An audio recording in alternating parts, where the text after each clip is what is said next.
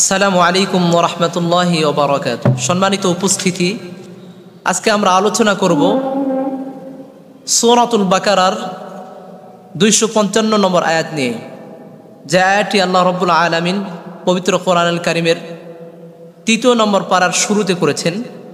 অর্থাৎ যে আয়াতটি আমরা জানি পরিচিত, আমাদের মাঝে আয়াতুল কুরসি নামে পরিচিত। আয়াতটি অনেক গুরুত্বপূর্ণ।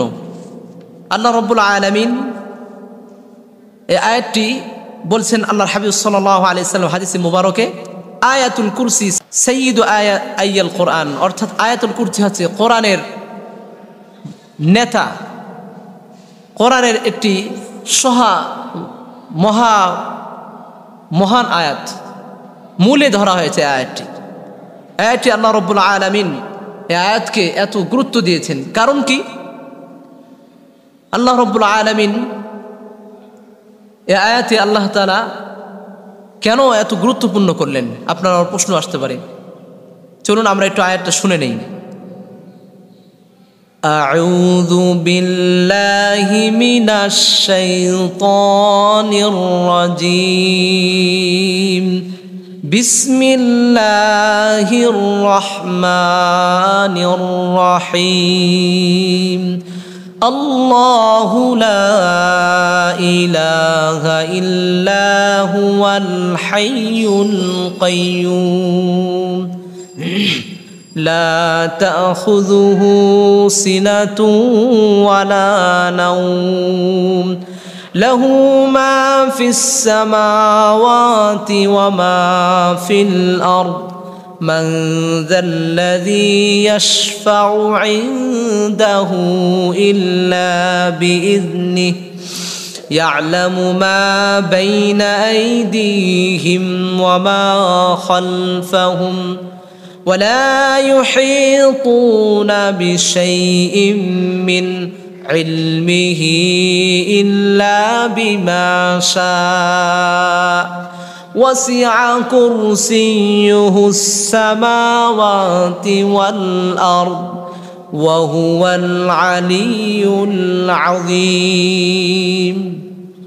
আল্লাহ রাব্বুল আলামিন এই আয়াতের শুরুতে বলেন, আল্লাহু লা ইলাহা ইল্লা হুয়াল হাইয়ুল কাইয়্যুম।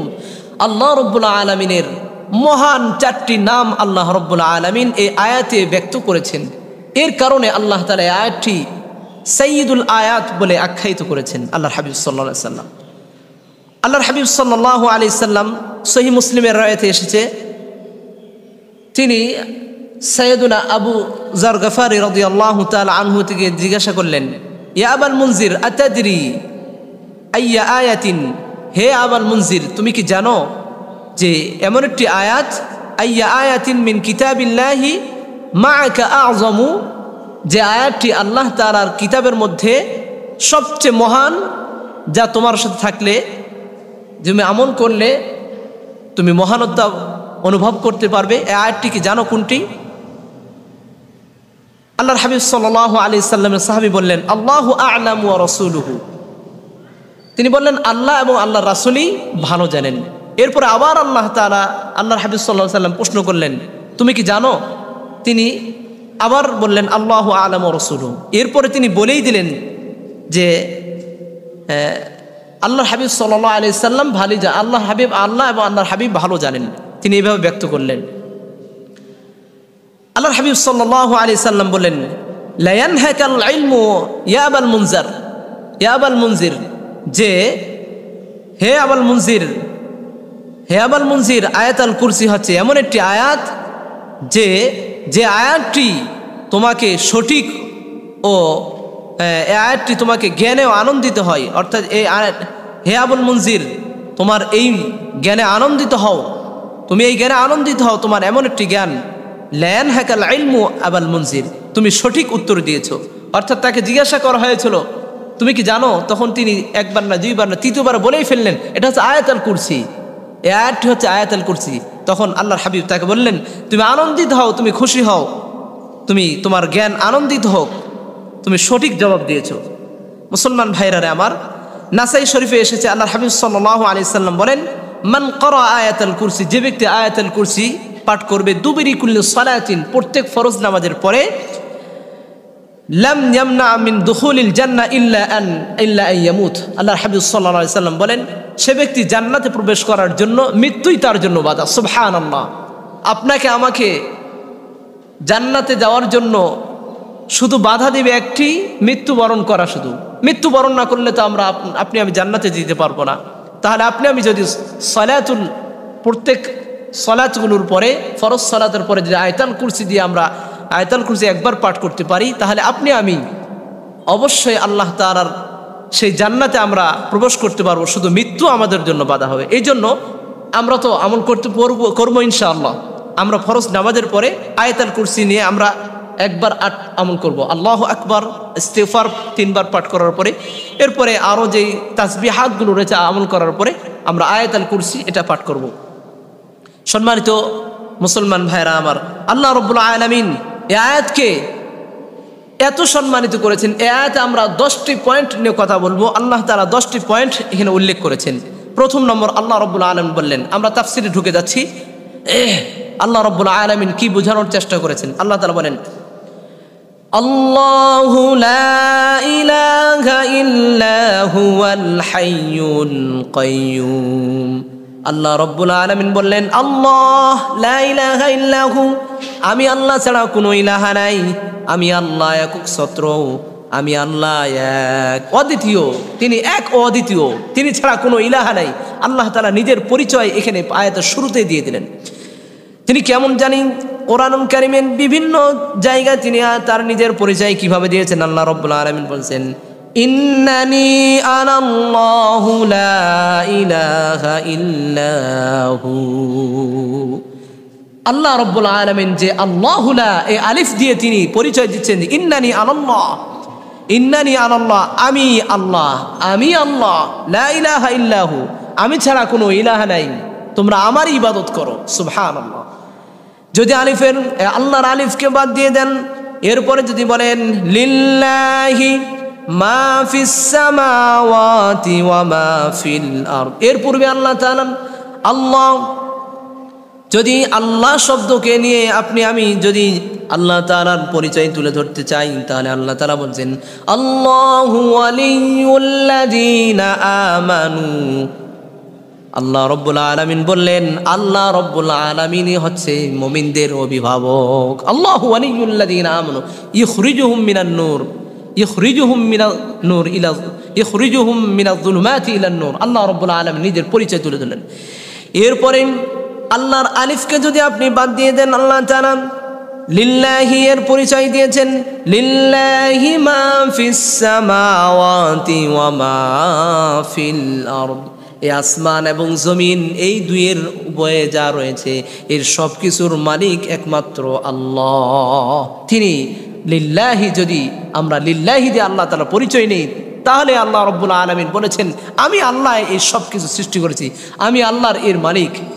এরপরে যদি আপনি আল্লাহ শব্দের লামকে বাদ দেন, লাহু, যে যিনি লাহু দিয়ে আল্লাহ তাআলার পরিচয় আল্লাহ তাআলা নিজেই দিয়েছেন। আল্লাহ তাআলা বলেন, লাহু মান ফিস সামাওয়াতি ওয়াল আরদ। এই আসমান এবং জমিনের মধ্যে যারা রয়েছে, যে সমস্ত বিষয় রয়েছে, এই সব কিছু আমি আল্লাহ তাআলার জন্য। সুবহানাল্লাহ। আল্লাহ তাআলার পরিচয় যদি এই নামকেও আপনি বাদ দিয়ে দেন, তাহলে তা আল্লাহ হু, আল্লাহ হু, হু দিয়ে আল্লাহ তাআলার পরিচয় আল্লাহ রাব্বুল আলামিন নিজেই তুলে ধরেছেন। আল্লাহ রাব্বুল আলামিন বলেন, হুয়াল আউয়ালু ওয়াল আখিরু ওয়াজ যাহিরু ওয়াল বাতিন। আল্লাহ রাব্বুল আলামিন তিনি সূচনা, তিনি শেষ, তিনি প্রকাশ্য, তিনি অপ্রকাশ্যের জ্ঞানের অধিকারী, তিনি সব কিছু জানেন। আল্লাহ রাব্বুল আলামিন তিনি শুরু, তিনি শেষ। আল্লাহ রাব্বুল আলামিনই শুরু। আল্লাহ তাআলা তিনি এর সূচনা, তিনি সূচনাহীন থেকে আছেন এবং তার কোনো শেষ নেই, তার কোনো শেষ নেই। তিনি সূচনাহীন থেকে, কবে থেকে আছে আল্লাহ তাআলা? সূচনাহীন থেকেই তিনি আছেন এবং তিনি একেবারেই তিনি থাকবেন।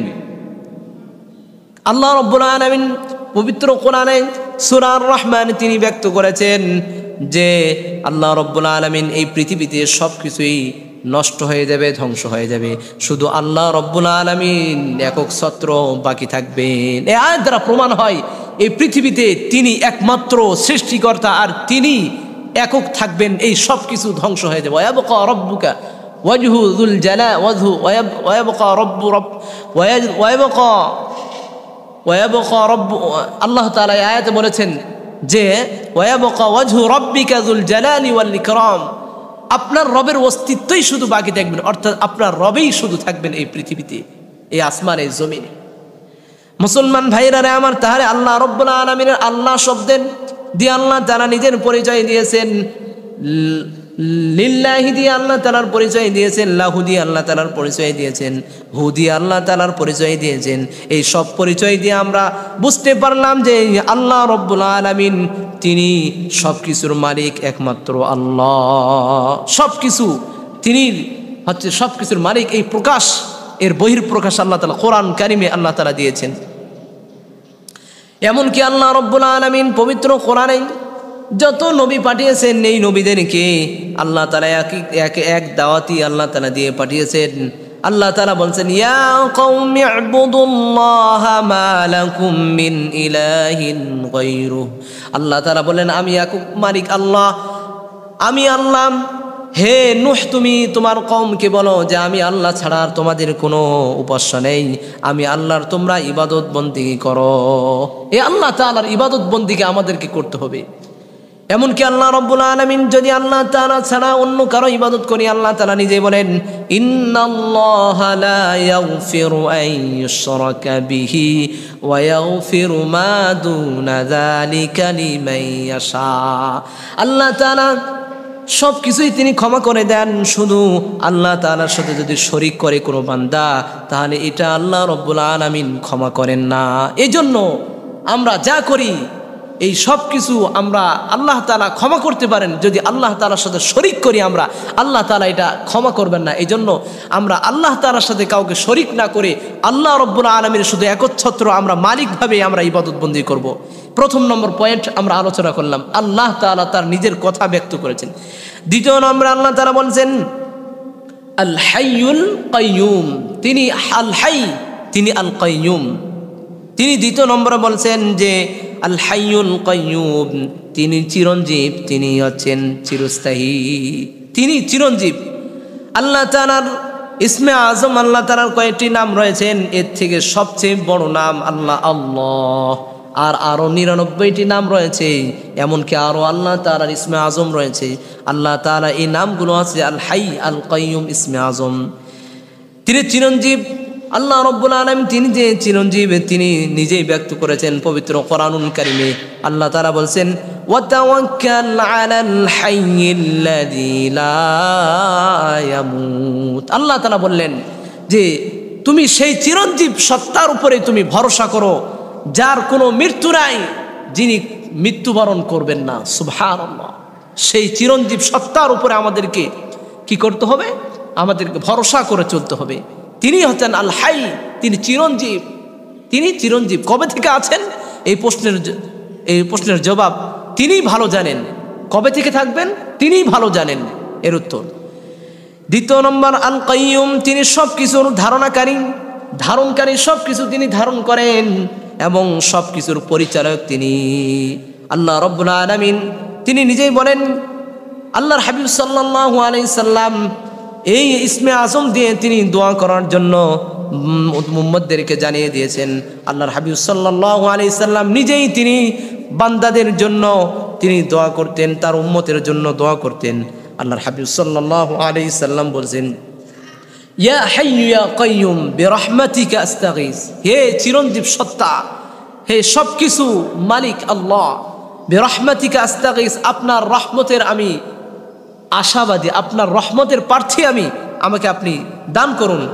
আসলিহ লি শানি কুল্লাহ, হে আল্লাহ আমার সব কিছু বিষয়গুলো আপনি সংশোধন করে দিন। ওয়ালা তাকিলনি ইলা নাফসি তরফাতা আইন, আপনি এক পলকও আমাকে আপনি অন্য পথে চালান না, আপনি সঠিক পথে আমাকে প্রদর্শন করুন। ওয়ালা তাকিলনি ইলা নাফসি তরফাতা আইন, এক পলকও যেন আমি আপনার আপনার পথ থেকে যেন বাইরে না চলতে পারি, আপনার পথেই যেন চলতে পারি, সেই তৌফিক আমাকে দান করুন। 2 নম্বর পয়েন্ট আমরা পেলাম যে আল হাইয়ুল কাইয়ুম, তিনি চিরঞ্জীব, তিনি সব কিছুর পরিচালক। 3 নম্বরে আল্লাহ তাআলা বলছেন লা তাখুযুহু সিনাতুন ওয়ালা নাওম, আপনার আমার ঘুম আসে, আপনার আমার তন্দ্রা আসে, আমরা একটু পরিশ্রম করলে আমাদের ঘুম চোখে চলে আসে, আমরা যদি একটু বিশ্রাম নেই আমরা ঘুমে বিভোর হয়ে যাই, আমাদের ক্লান্তি আসে, আমাদের ঝিমুনি আসে, আমাদের ঘুম আসে, কিন্তু আমাদের মালিক আল্লাহ রাব্বুল আলামিনের কোনো ঘুম আসে না। যদি আল্লাহ তাআলার ঘুম আসে তাহলে আপনি আমি আমাদের মতো অনেক বান্দা আল্লাহ তাআলার পৃথিবী রয়েছে, রাতের অন্ধকারে, একেবারে রাতের অন্ধকারে যিনি যদি আল্লাহ তাআলার কাছে চান আর আল্লাহ তাআলা যদি ঘুমে থাকেন তাহলে কে তার চাওয়া পূরণ করবে? নাউজুবিল্লাহ। এই জন্য আল্লাহ তাআলা ঘুমান না, তার ঘুম নাই, তিনি নিজেই বলে দিলেন লা তাখুযুহু সিনাতুন ওয়ালা নাওম, তার কোনো ঘুম নেই এবং তাকে তন্দ্রা স্পর্শ করতে পারে না, তাকে তন্দ্রা স্পর্শ করতে পারে না এবং ঘুমও তাকে স্পর্শ করতে পারে না। ঘুম তো ধরবে দূরের কথা, তন্দ্রাও তাকে আচ্ছন্ন করতে পারে না। সুবহানাল্লাহ, তিনি হচ্ছেন সেই সত্তা। 3 নম্বর পয়েন্ট। 4 নম্বর পয়েন্ট, আল্লাহ তাআলা নিজের পরিচয় তুলে ধরলেন লাহু মা ফিস সামাওয়াতি ওয়া মা ফিল আরদ, এই আসমানের মধ্যে এবং জমিনের মধ্যে যা কিছু রয়েছে সব কিছু মালিক একমাত্র আল্লাহ, তিনি একমাত্র আল্লাহ, তিনি এই সব কিছুর মালিক। আপনি আমি যা পেয়েছি, যা পাবো, এই দুনিয়াতে যা দেখি, যা ভক্ষণ করি, যা আস্বাদন করি, যা কিছু আমরা অবলোকন করি, যা আমরা ব্যবহার করি, এই সব কিছুর মালিক একমাত্র আল্লাহ, তিনি আল্লাহ। 5 নম্বর পয়েন্টে আল্লাহ তাআলা বললেন মান যাল্লাযী ইয়াশফাউ ইনদাহু ইল্লা বিইজনি, আপনার আমার এই দুনিয়ার মধ্যে কোনো কাজ করা রাখলে সুপারিশ করা লাগে, সুপারিশ করতে হয়। এই দুনিয়াতে আপনি আমি একে অপরের শরণাপন্ন হলে একজন সুপারিশ করা লাগে, কিন্তু আল্লাহ রব্বুল আলামিন সেই কিয়ামতের ময়দানে আল্লাহ তাআলার কাছে কোনো বান্দা সুপারিশ করার সাহস পাইবে না, কোনো বান্দা সুপারিশ করার সাহস পাইবে না। এটাই আল্লাহ তাআলা বললেন মান যাল্লাযী ইয়াশফাউ ইনদাহু ইল্লা বিইজনিহি, আল্লাহ রব্বুল আলামিন কিয়ামতের ময়দানে সেই দিন যেই বান্দাকে আল্লাহ তাআলা সুপারিশ করার অনুমতি দিবেন, তিনি ছাড়া আর কার সাহস আছে যে আল্লাহ তাআলার কাছে সুপারিশ করবে? কার সাহস আছে? কার এমন দুঃসাহস আছে যে আল্লাহ তাআলার সামনে সুপারিশ করতে পারবে? আল্লাহ তাআলার কাছে মুখ খুলতে পারবো না আমরা। এমনকি আল্লাহ রাব্বুল আলামিন তিনি নিজেই বলেছেন মা মিন শাফিইন ইল্লা মিন বাদি ইজনিহি, আমি আল্লাহ যাকে অনুমতি দিব তিনি ছাড়া আর কোনো সুপারিশকারী থাকবে না। আমার অনুমতি দেওয়ার পরেই কোনো বান্দা সুপারিশ করতে পারবে আমি আল্লাহর সামনে, তাছাড়া কেউ আমরা আল্লাহর সামনে আমরা সুপারিশ করতে পারবো না। এমন একটি কঠিন মুহূর্ত আসবে আমাদের সামনে, তাহলে সুপারিশ আমাদের সামনে আমরা করতে পারবো না। এখন করতে পারি একে অপরের সামনে, কিন্তু সেই দিন করতে পারবো না। আল্লাহ রাব্বুল আলামিন পবিত্র কোরআনুল কারীমে কেউ যে সুপারিশ করতে পারবে না, এমনকি ফেরেশতারাও সুপারিশ করতে পারবে না। আল্লাহ রাব্বুল আলামিন সূরা নাজমে স্পষ্ট করে তুলে ধরলেন ওয়া কাম মিন মালাকিন ফিস সামাওয়াতি ওয়াল আরদ ওয়া কাম মিন মালাকিন ফিস সামাওয়াতি লা তুগনি শাফাআতুহুম শাইআন ইল্লা মিন বাদি আইয়াযানাল্লাহ। কত আসমানের মধ্যে কত ফেরেশতা রয়েছে, এই ফেরেশতাগুলো লা তুগনি শাফাআতুহুম শাইআন, এই ফেরেশতাগুলোর কোনো সুপারিশ কারো কোনো কাজে আসবে না। ইল্লা আইয়াযানাল্লাহু লি, আল্লাহ রাব্বুল আলামিন যাকে অনুমতি দিবেন, যাকে সুপারিশ করার আল্লাহ তাআলা অনুমতি দিবেন, তিনি ছাড়া কোনো ফেরেশতাও সুপারিশ করতে পারবে না। কোনো ফেরেশতা সুপারিশ করতে পারবে না। শুধু আসমানে, শুধু কি আসমানি সুপারিশ গ্রহণ হবে না? এই জমিনে আল্লাহ তাআলা কারো সুপারিশ গ্রহণ করবেন না। আল্লাহ রাব্বুল আলামিন সূরা আম্বিয়ায় আল্লাহ তাআলা বলছেন ওয়ালা ইয়াশফাউনা ইল্লা লিমান ইরতাদা, আল্লাহ রাব্বুল আলামিন যেই বান্দার উপর সন্তুষ্ট থাকবেন সেই বান্দারই উপরে আল্লাহ তাআলা শুধু আল্লাহ তাআলা তাকে অনুমতি দিবেন সুপারিশের, যার উপর আল্লাহ তাআলা সন্তুষ্ট থাকবেন তার সুপারিশে আল্লাহ তাআলা গ্রহণ করবেন। আল্লাহ রাব্বুল আলামিন কিয়ামত সংগঠিত হবে, কিয়ামতের ময়দানে এই সুপারিশের ব্যাপারে আপনার আমার নবী আদম নবী, ইউসুফ নবী, আদম নবী, হারুন এবং কি মুসা নবী, নূহ নবী, এভাবে ইব্রাহিম নবী, এভাবে ঈসা আলাইহিস সালাম, এই সমস্ত নবী সুপারিশের জন্য এদের কাছে আমার এই উম্মতগুলো আল্লাহ তাআলার বান্দাগুলো যাবে। আল্লাহ রাব্বুল আলামিনের প্রথম নবী হযরত আদম আলাইহিস সালামের কাছে সমস্ত উম্মতারা যাবে, ইয়া আদম ইয়া আমার পিতা, আপনি আমাদের জন্য আল্লাহ রাব্বুল আলামিনের কাছে সুপারিশ করুন। আদম নবী বলবেন, ও আমার সন্তানেরা শোনো, আমি জান্নাতে এমন একটি কাজ করেছি, আমি জান্নাতে ভুল করেছি, এই ভুলের কারণে আল্লাহ রাব্বুল আলামিন আমাদের উপর না জানি নারাজ হয়ে আছে, আমি কিভাবে সুপারিশ করব? তোমরা প্রথম নবী নূহের কাছে যাও। এরপরে সমস্ত উম্মত নূহ আলাইহিস সালামের কাছে যাবে, যাই বলবেন, হে নূহ, ইয়া নবী আল্লাহ, হে আল্লাহর নবী নূহ আলাইহিস সালাম, আপনি আমাদের জন্য আল্লাহ রাব্বুল আলামিনের কাছে আপনি সুপারিশ করুন। আর নূহ আলাইহিস সালাম তখন বলবে, তোমরা আমার কাছে এসেছো, আমি আমার জাতিকে আমি আল্লাহ তাআলার ইবাদত করার জন্য আহ্বান করেছিলাম, কিন্তু আমার নিজ পুত্র আমার কথা শোনে নাই, সে আমার কথা না শুনে সে আল্লাহ তাআলার বিরুদ্ধাচরণ করেছে, আল্লাহ তাআলার হুকুম মানে নাই, আমার বিরুদ্ধাচরণ করেছে। আল্লাহ রাব্বুল আলামিন তখন বলেছিলেন, সে তোমার পরিবারের অন্তর্ভুক্ত নয়, কিন্তু আমি নূহ তখন বলেছিলাম, হে আল্লাহ, সে তো আমার সন্তান, না জানি আমি এই ভুল করেছি, এর কারণে আল্লাহ তাআলা আমার উপর নারাজ হয়ে আছেন, আমার সুপারিশ কবুল হবে না। তোমরা হযরতে মূসা আলাইহিস সালামের কাছে যাও, তোমরা হযরতে ইব্রাহিম আলাইহিস সালামের কাছে যাও। ইব্রাহিম আলাইহিস সালামের কাছে সমস্ত উম্মত যাবে, যাওয়ার পরে উম্মতরা বলবে, ইয়া ইব্রাহিম, হে আমাদের জাতির পিতা ইব্রাহিম, আপনি আমাদের ব্যাপারে আপনি আপনার রবের কাছে সুপারিশ করুন, আল্লাহ তাআলা যেন আমাদের সুপারিশ মঞ্জুর করে জান্নাত দান করে। হযরত ইব্রাহিম আলাইহিস সালাম বলবেন, ও আমার জাতি শোনো, আমি দুনিয়াতে 3টি এমন কাজ করেছিলাম, যেই কাজগুলো 3টি ভুল করেছিলাম, যেই ভুলগুলো শরীয়ত সম্মত ছিল, কিন্তু হযরত ইব্রাহিম আলাইহিস সালামের এই ভুলগুলো একটু অন্য সঙ্গত ছিল। এই জন্য ইব্রাহিম আলাইহিস সালাম বলবেন, তোমরা আমার কাছে এসেছো, আমি পারবো না, তোমরা আল্লাহ তাআলা আমার উপর নারাজ হয়ে আছে। তোমরা হযরতে মূসা আলাইহিস সালামের কাছে যাও, জলিল কদর তিনি নবী, তার কাছে যাও। হযরতে মূসা আলাইহিস সালামের কাছে যাবে, মূসা আলাইহিস সালামের কাছে যে সমস্ত উম্মত বলবে, ইয়া নবী আল্লাহ, হে মূসা, আপনি তো অনেক বড় নবী, আমাদের বিষয়ে আপনি আল্লাহ তাআলার কাছে সুপারিশ করুন।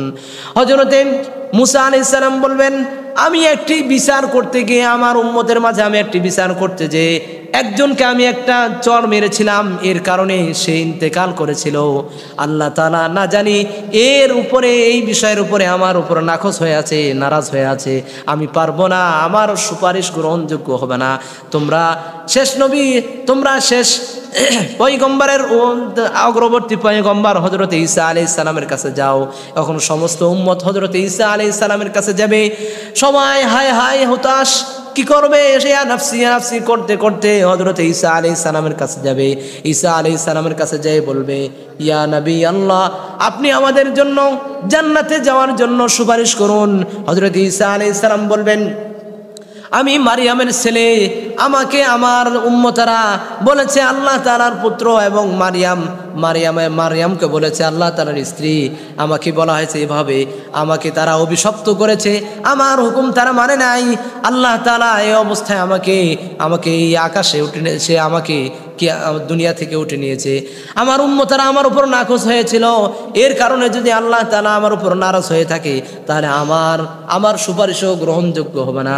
তোমরা শেষ নবী হযরতে মুহাম্মদ সাল্লাল্লাহু আলাইহি সাল্লামের কাছে যাও, তিনি একমাত্র নবী, তার কাছে তোমরা যদি যাও, তার সুপারিশ কবুল করবে আল্লাহ তাআলা, এর কারণে তোমরা জান্নাতে যেতে পারবে।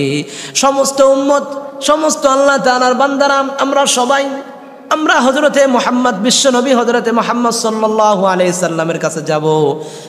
যাওয়ার পরে আমরা সবাই বলবো ইয়া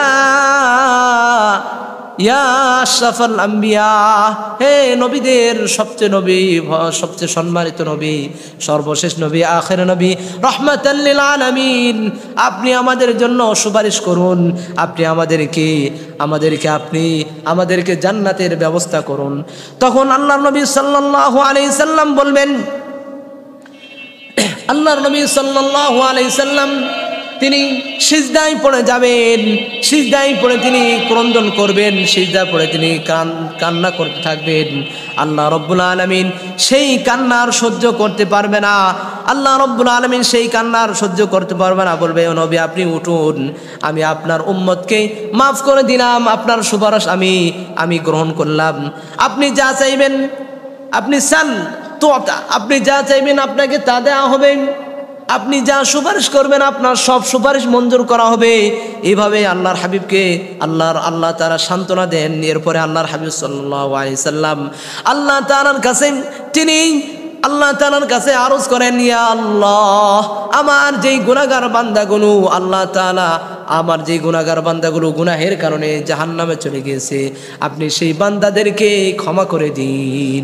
তখন আল্লাহ রব্বুল আলামিন সমস্ত বান্দাদেরকে ক্ষমা করে দিবেন। সুবহানাল্লাহ। আমাদের নবী, বিশ্ব নবী, আকাই নাম তাজদার মদিনা দুলালে আমিনা আহমদ মুহাম্মদ মুস্তাফা সাল্লাল্লাহু আলাইহি সাল্লাম, তিনি সমস্ত উম্মতের জন্য দোয়া করবেন, সমস্ত উম্মতের জন্য তিনি আল্লাহ তাআলার কাছে সুপারিশ করবেন। সকলে এই সুপারিশগুলো আল্লাহ তাআলা গ্রহণ করবেন। আল্লাহ তাআলা সেদিন এই নবীরই একমাত্র সুপারিশ গ্রহণ করবে। আজকে আমি সুপারিশের জন্য যাই, কোনো পীরের কাছে, কোনো মানুষের কাছে আমরা যাই, কিন্তু সেদিন কারো সুপারিশ গ্রহণযোগ্য হবে না, শুধু আল্লাহ তাআলা তার নবীর সুপারিশ গ্রহণ করবেন। সুবহানাল্লাহ। এই জন্য মুসলমান ভাইরা আমার, সেই কিয়ামতের বিভীষিকায় দিন এর ভয় করে এই সামনে নিয়ে আল্লাহ তাআলা আমাদেরকে যেন এই আয়াতুল কুরসিকে সামনে নিয়ে, এই আয়াতকে সামনে নিয়ে আল্লাহ তাআলা আমাদের জীবনকে যেন সুন্দরভাবে পরিচালনা করতে পারে। আমরা 5 নম্বর আলোচনা শেষ করলাম। 6 নম্বর আলোচনায় আল্লাহর হাবিব আল্লাহ রাব্বুল আলামিন বললেন, ইয়ালামু মা বাইনা আইদিহিম ওয়া মা খালফাহুম। আল্লাহ রাব্বুল আলামিন বান্দার সামনে যা রয়েছে, বান্দার পিছনে যা রয়েছে, বান্দার অন্তরে যা রয়েছে, বান্দার যা কিছু করে, বান্দা যা কিছু করবে, সব কিছু তিনি জানেন। আল্লাহ, তিনি একমাত্র আল্লাহ, এই সব কিছু জ্ঞান তিনি রাখেন। এই জন্য রাতের রজনীতে কোথায় গুনাহ করছি আমরা কোথায়, ঘরের অন্ধকারে কোথায় গুনাহ করছি, কোন জায়গায় আমরা, দুনিয়ার আমরা গোপন স্থানে গুনাহ করছি, সব কিছু জানে কে? একমাত্র আল্লাহ। আল্লাহ রাব্বুল আলামিন তিনি বলেন, আলিমুল গায়বি ওয়াশ শাহাদা, তিনি দৃশ্য অদৃশ্যের পরিজ্ঞাতা, তিনি গোপন এবং তিনি প্রকাশ্যের পরিজ্ঞাতা। এই জন্য আল্লাহ রাব্বুল আলামিন তিনি সব জানেন। আমরা যা করছি এই সব কিছুর ধারণা, এই সব কিছুর জানাশোনা আল্লাহ রাব্বুল আলামিনের কাছে রয়েছে। এমনকি আল্লাহ রাব্বুল আলামিন বলেছেন, আল্লাহ রাব্বুল আলামিন তিনি কিভাবে ব্যক্ত করলেন? সূরা মুলকে এসেছেন যে ইয়ালামু ওয়া ইন তাজহার বিল কওলি ফাইন্নাহু ইয়ালামুস সিররা ওয়া আখফা। আপনি আমি প্রকাশ্যে যা করি, আপনি আমি গোপনে যা করি, এই সব কিছু আল্লাহ রাব্বুল আলামিন তিনি জানেন, তিনি সব কিছুই জানেন। তার জানার থেকে আমাদের কোনো রেহাই নেই। এই জন্য তিনি জানেন, তিনি সব কিছু জানবেন, তার এই ক্ষমতা রয়েছে। এই জন্য আমাদেরকে সেভাবে আল্লাহ রাব্বুল আলামিন দেখছেন, এই মনস্থ নিয়ে, এই মনোভাব নিয়ে আমাদেরকে দুনিয়া অতিবাহিত করতে হবে। 6 নম্বর আলোচনা। 7 নম্বর আলোচনা, আল্লাহ রাব্বুল আলামিন বলছেন, ওয়ালা ইউহিতুনা বিশাইইম মিন ইলমিহি ইল্লা বিমা শা। আল্লাহ রাব্বুল আলামিন তার জ্ঞান এমন, এই যে আসমান এবং জমিনে যা কিছু রয়েছে, এই সব কিছু তার জ্ঞানকে ব্যক্ত করতে পারে না। আল্লাহ তাআলা তার যেই জ্ঞান রয়েছে তার আল্লাহ তাআলার যে জ্ঞান, আল্লাহ রাব্বুল আলামিনের যে জ্ঞান আছে, এই আসমান জমিনে যা কিছু রয়েছে এই সব কিছু তার জ্ঞানকে ব্যক্ত করতে পারবে না। তিনি হচ্ছেন পরিজ্ঞাতা সব কিছু। এই জন্যই তিনি বলেছেন ওমা উতীতুম মিনাল ইলমি ইল্লা কলিলা, তিনি তৎসামান্যই আমাদেরকে জ্ঞান দান করেছেন। জ্ঞানীদের মহাজ্ঞানী, তিনি সবচেয়ে বড় জ্ঞানী, তিনি হচ্ছেন কে? আল্লাহ রাব্বুল আলামিন। এই জন্যই আল্লাহ রাব্বুল আলামিন তার জ্ঞান যে কেমন তিনি পবিত্র হাদিস মুবারকে আল্লাহর হাবিব সাল্লাল্লাহু আলাইহি সাল্লাম ব্যক্ত করেছেন। সমুদ্রের মধ্যে যদি একটি পাখি তার ঠোঁট দিয়ে 1 ফোঁটা অথবা 2 ফোঁটা পানি নিতে পারে, এই পানি সমতুল্য আমাদের জ্ঞান। আর এই সমুদ্রের মধ্যে যেই পানিগুলো রয়েছে এর চেয়েও আল্লাহ তাআলার জ্ঞান আরো বেশি। সুবহানাল্লাহ। এই জন্য আল্লাহ তাআলার জ্ঞান সব কিছু তার জ্ঞানই ব্যক্ত করে আছেন। এই সব কিছু তার জ্ঞানকে ব্যক্ত করতে পারে না, ঘায়েল করতে পারে না। 8 নম্বর আলোচনা, আল্লাহ রাব্বুল আলামিন সূরা বাকারার 55 নম্বর আয়াতেই বলছেন, আয়াতুল কুরসিতে ওয়াসিআ কুরসিয়ুহুস সামাওয়াতি ওয়াল আরদ। আল্লাহ রাব্বুল আলামিনের কুরসি, তার কুরসি এই আসমান এবং জমিন, এই কুরসিকে ব্যক্ত করে রয়েছে। অর্থাৎ ওয়াসিআ কুরসিয়ুস সামাওয়াতি, তার যে আল্লাহ তাআলার কুরসি রয়েছে, আসন রয়েছে, এই আসন আল্লাহ তাআলার এই আসমান এবং জমিনকে একবারে ব্যক্ত করে আছে, এটা বেষ্টন করে রয়েছে। প্রশস্ততা এত আল্লাহ তাআলার কুরসি, আল্লাহ তাআলার কুরসির এত প্রশস্ততা। কুরসির 2টি ব্যাখ্যা, তার ক্ষমতা আকাশ জমিন বিস্তৃত, তার যে ক্ষমতা, এই কুরসির যে ক্ষমতা আকাশ জমিন বিস্তৃত। 2 নম্বর, যেখানে আল্লাহ তাআলার সরাসরি আল্লাহ পা রাখেন, এই কুরসির মধ্যে আল্লাহ তাআলা সরাসরি পা রাখেন। পৃথিবীর চেয়ে সূর্য, পৃথিবীর এই যে পৃথিবী রয়েছে, এই পৃথিবীর থেকে সূর্য 13 লক্ষ গুণ বড়। এত বড় পৃথিবী, সূর্য কি সবচেয়ে বড়? এই সূর্যই কি সবচেয়ে বড়? সূর্য যে পৃথিবী থেকে 13 লক্ষ গুণ বড়, এটাই কি সবচেয়ে বড়? না, সূর্যের চেয়ে বড় বড় তারা আছে।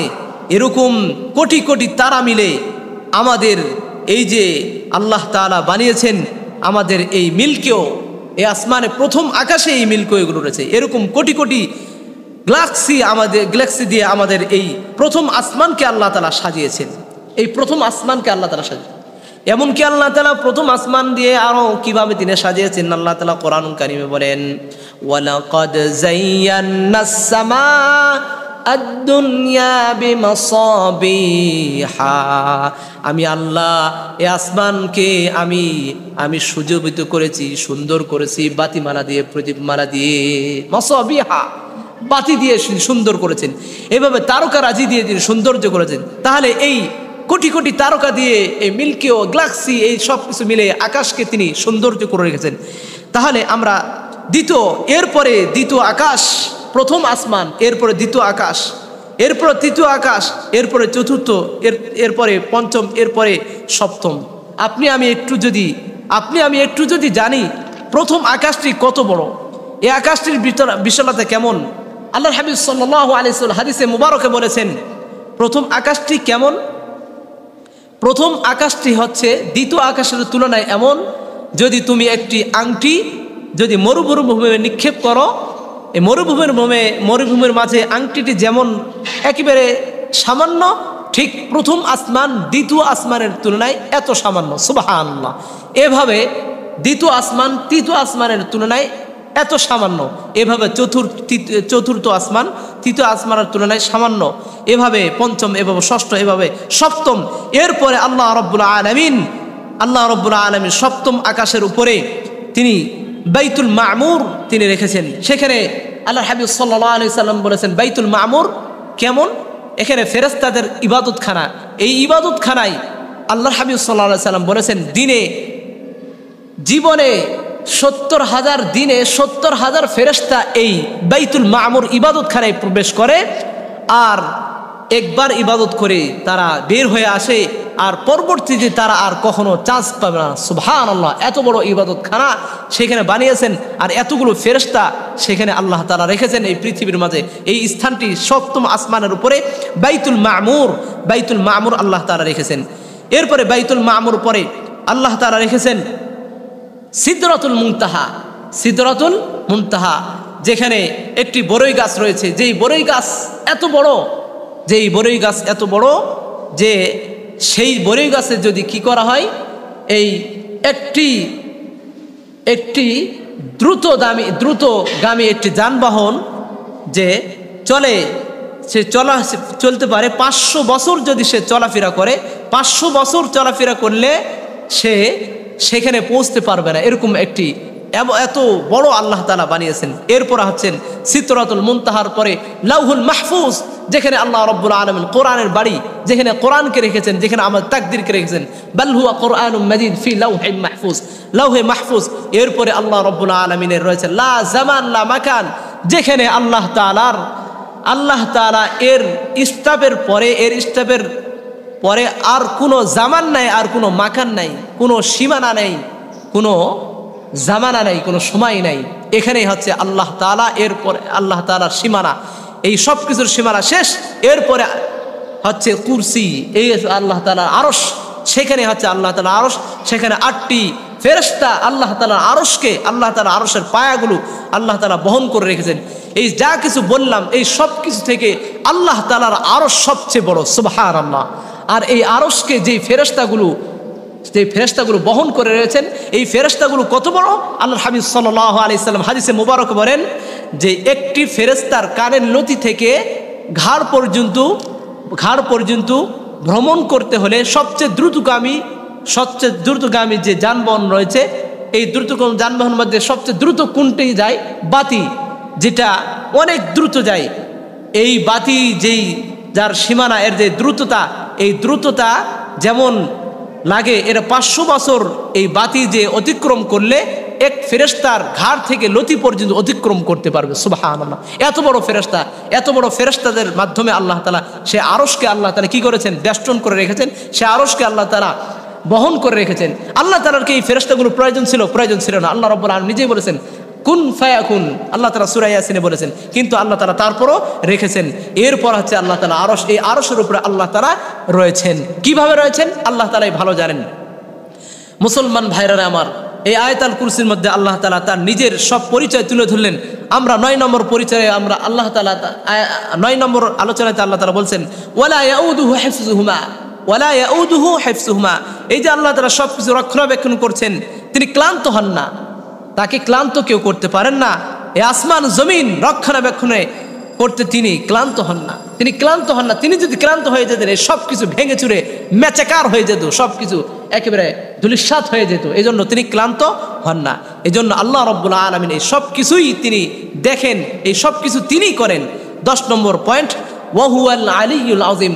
সূরা এই আয়াতের সূচনাতে বলা হয়েছিল আল হাইয়ুল কাইয়ুম, তিনি চিরঞ্জীব, তিনি সব কিছু ধারণাকারী, সব কিছু ধারণকারী। এভাবে আল্লাহ তাআলা হুয়াল আলী ওয়াল আযীম, তিনি সুমহান, সুউচ্চ সুমহান তিনি।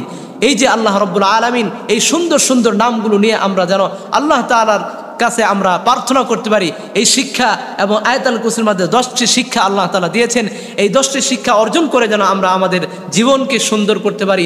আল্লাহ রাব্বুল আলামিন যা বললাম, যা শুনলাম, সব কিছুর সঠিকটা বুঝে আমল করার তৌফিক দান করুক। আমিন।